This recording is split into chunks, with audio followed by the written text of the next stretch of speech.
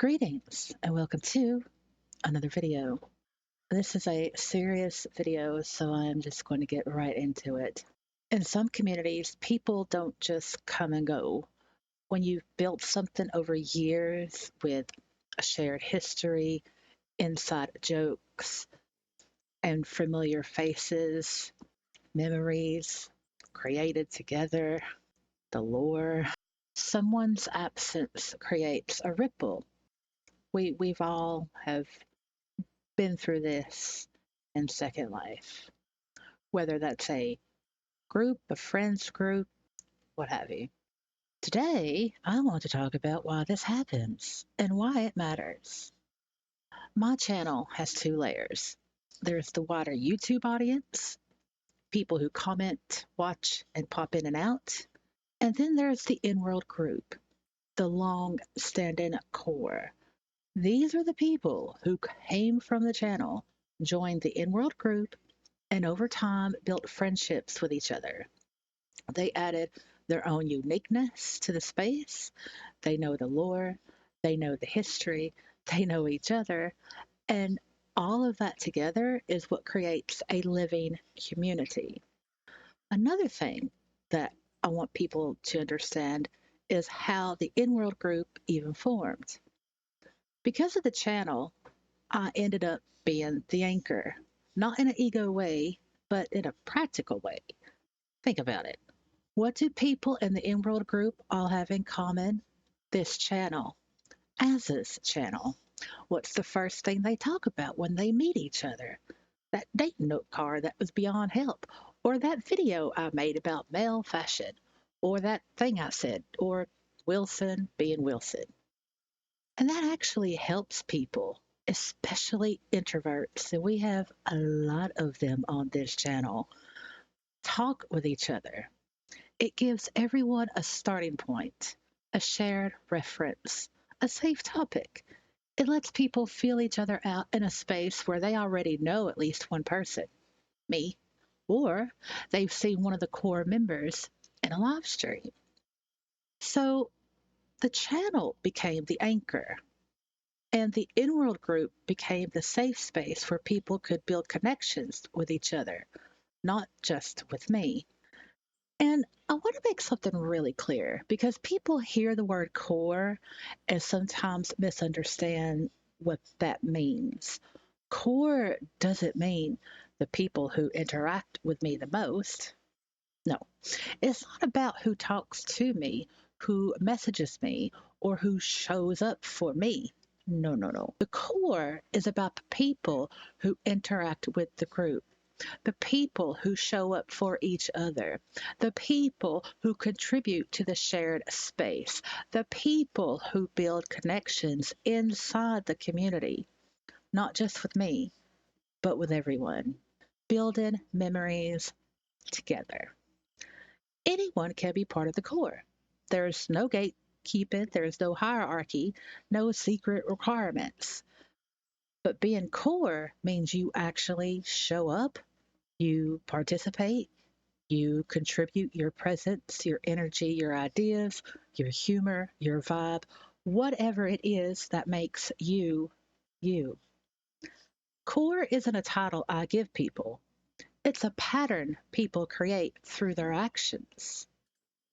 The in world group is invite only, and that's intentional. Asking for an invite shows effort, it shows intention, it shows that you want to be part of the space. And that intention forms the baseline of a pattern.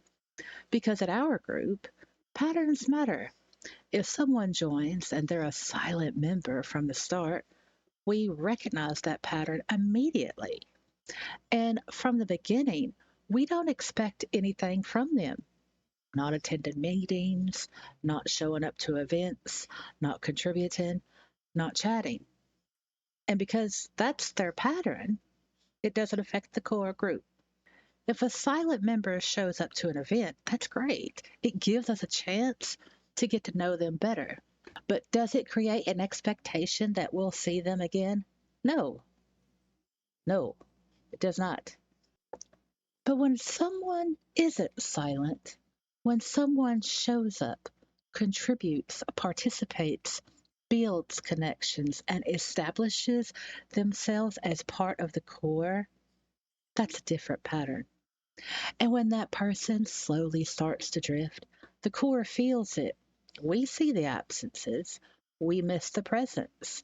We feel the shift because we got attached to the contribution, to the energy, the ideas, the shared moments, the memories we built together. When someone's earlier pattern was consistent presence and later their actions don't match that pattern anymore, it affects the core group. Now, not because anyone is dramatic, but because the pattern changed. And patterns are how we understand each other in this space. When a group is built on familiarity and long term presence, someone disappearing isn't neutral. It leaves a gap.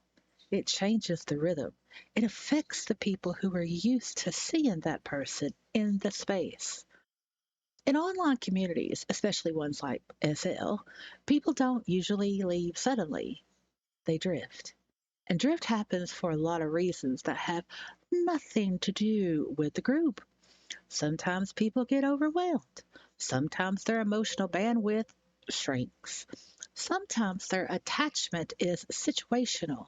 They connect deeply in one season of their life, and then that season changes. Sometimes they don't realize how much their absence affects others because they weren't attached in the same way. Drift isn't usually intentional, it's not malicious, it's not personal, it's just how online attachment works. A slow drift can actually be harder on a long standing group than a sudden exit because there's no clear moment of this is what's happening. It's a slow fade that leaves people unsure, adjusting, and trying to make sense of the change. And in a community built on familiarity and shared presence, that slow fade still creates a ripple. Part of my duty is to protect the stability of the group, to make sure the roles in the group reflect what's actually real. These people gathered because of this channel. So, of course, I take responsibility for keeping the structure honest and the group safe. And when someone drifts away from their role over time, I have to adjust things so the structure of the group stays honest and makes sense for everyone. Now, this all got me thinking. A long time ago, a therapist told me something that stuck with me. There are two types of people in the world: those who are able to care and those who are unable to care. When a group as a whole tells someone you matter to us, when a group says we notice when you're gone, when a group says your presence makes a difference, that's the group offering care.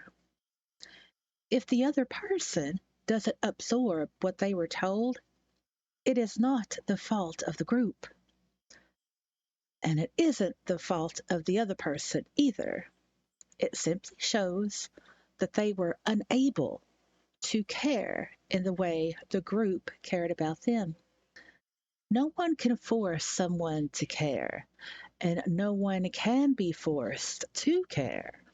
But what happens, and it happens a lot in Second Life, we all know this, is that the personal need for fulfillment gets met by the people who do care. And that care gets absorbed, relied on, but without anything being given back in the end.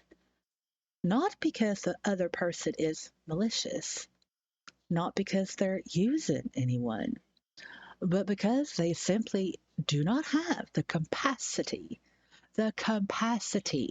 to care in the same way. And that's why people in Second Life get hurt. Because the people who can care, the ones who show up, who invest, who build connections, they're the ones who end up carrying the emotional weight. which is why it is so important to value the people who consistently and sincerely show up for you and alongside you. In Second Life, there are really two types of groups: store groups and community building groups.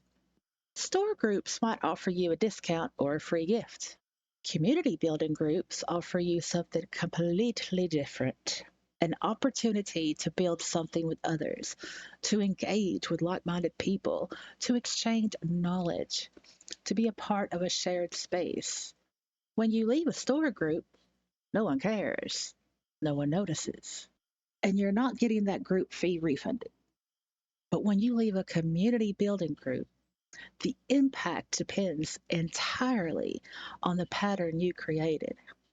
Don't join a community building group if you're unable to care about other people. Don't join a community building group if you don't understand that some people thrive in these spaces.